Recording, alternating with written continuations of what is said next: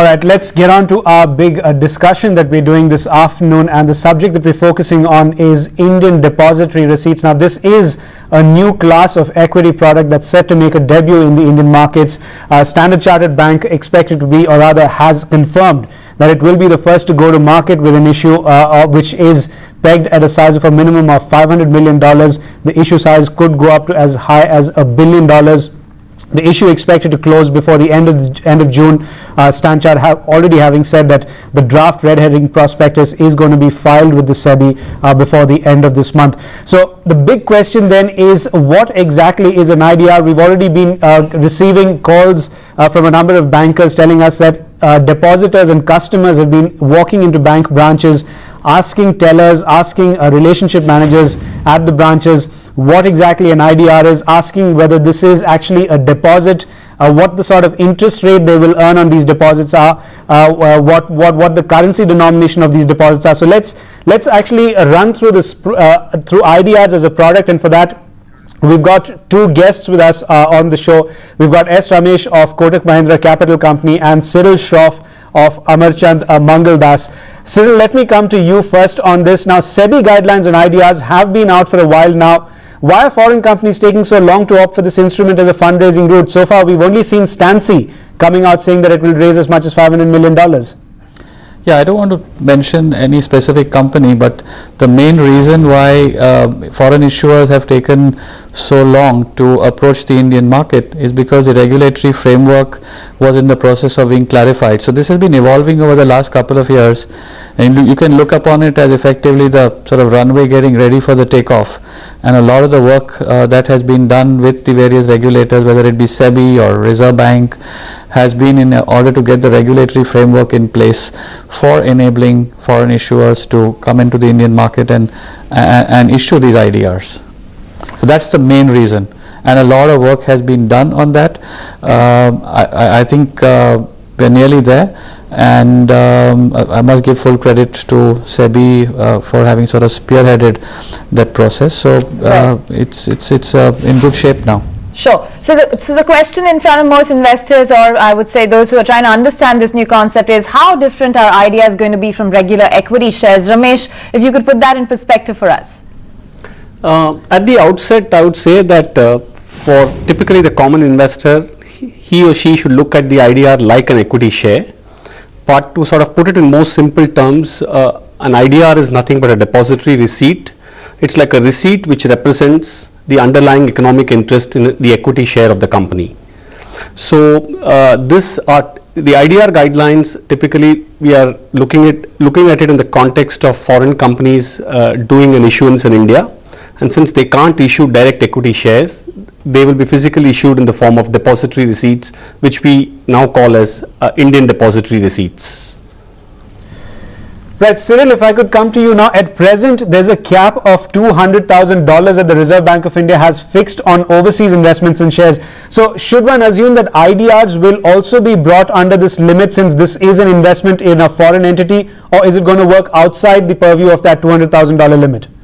Yeah, I think the better way of looking at it is to look at it as an Indian security, because this enables Indian investors of a wide genre to sort of participate through the Indian market, and it's not really sending money abroad to buy a foreign security.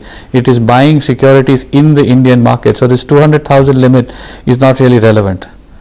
So it's actually a huge opportunity to purchase another asset class which is issued by a foreign issuer in India. Right, but Cyril, how is the taxation likely to work on this? Is that something that would remain in grey area?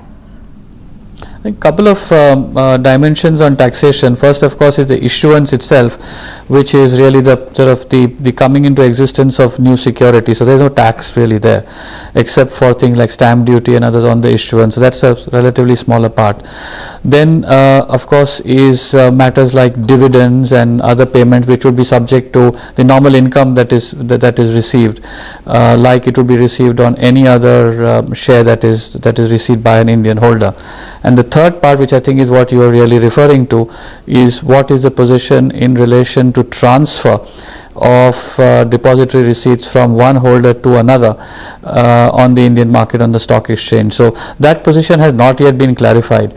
Ideally, one would have liked to see it being treated like equity shares, namely the STT treatment, but that is still pending, it's in the works. So current treatment would be that it is going to be taxed as capital gains. That being said, at least the players in the market don't see this necessarily as a big hurdle, because investors, once they understand this product, are unlikely to be deterred by the current lack of clarity on capital gains. But it will, I believe it will get there. Right, Ramesh, now help us understand how the fungibility on this is going to work. How easy will it be for an IDR holder to convert his receipts into underlying equity shares of the company? Also, the other question is reverse fungibility going to be allowed? See, the way the current regulations are defined, and this is probably the starting stage, is an investor will buy into an IDR, and after 1 year, he'll have the ability to convert them into equity shares of that company, subject to RBI approval. And as we talk currently, the reverse fungibility, that is equity shares to IDRs, is not envisaged.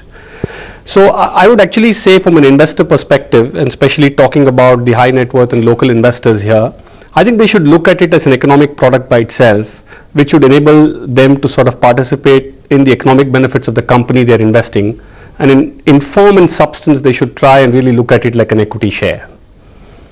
Okay, Ramesh, of course, you as a banker speak to a lot of people in terms of, a lot of CEOs and companies of foreign nationality. Now, what is their sense about the way this is going to be approached? Are they waiting to learn from what will be a Stanchart example, or are they willing to take the plunge? Are the numbers going to go up? See, I'm truly excited about this product, because if you really look at, it's a great honor that the Indian capital market will give its platform to global companies. So at a conceptual stage, we should be proud about it collectively. Secondly, like anything new, there is bound to be a little bit of slow start, so we should not be concerned about that. And thirdly, the way we have had discussions with companies, especially in the banking sector, the technology sector, the electronic sector, we have actually had discussions over a wide set of sectors. And I think many of these overseas companies are looking at 2 or 3 considerations as they think through the debate on IDR. One is that it will enable them to get access to a pool of funds, especially the large local individuals, the high net worth individuals, the corporates, a number of India dedicated investors. Secondly, a number of these companies, global companies, have got ambitious India plans, and in a way listing an IDR, listing it on the domestic exchange also helps their branding, brings them into greater profile. Thirdly, they're going to hire a big pool of employees, senior management, so it is going to be an ESOP tool as well. And fourthly, it's a currency acquisition. They can use this for any of their acquisition strategies in the Far East, in other areas when they want to look at acquisitions. So it's a little more, people are thinking through this as a strategic initiative rather than an initiative to just raise money. All right, Cyril, one final view in from you. Now, you did mention that there is a little ambiguity on the tax angle. So, what is your expectation in terms of the retail level of interest that we are going to see in IDR issuances? I think even the retail sector would definitely be interested in this, other than the sheer novelty element of this instrument, because it allows you to acquire a piece of a valuable sort of foreign company. But the taxation aspect is something which I think typically the market works out through adjustment on cost of acquisitions, and apart from that, I think it's just currently that the tax position is ambiguous. I see this as inevitable that the Income Tax Act or the Direct Tax Code, as the case may be, will provide a platform for exempting or giving a uniform treatment to Indian shares as well as IDRs. I think the problem is not that taxation per se, but the fact that Indian equity shares and this instrument, which are nothing but equity shares, through this depository receipt instrument, have a differential treatment, and that will be ironed out. So I don't see it as a big issue. Okay, thank you, gentlemen. Appreciate you being with us on this discussion. That will give people a heads up what to watch out for on the IDR story and how they could be a part of it as well. There's still more ahead on Business Wednesday. To bring you all the action in the commodity markets, stay with us.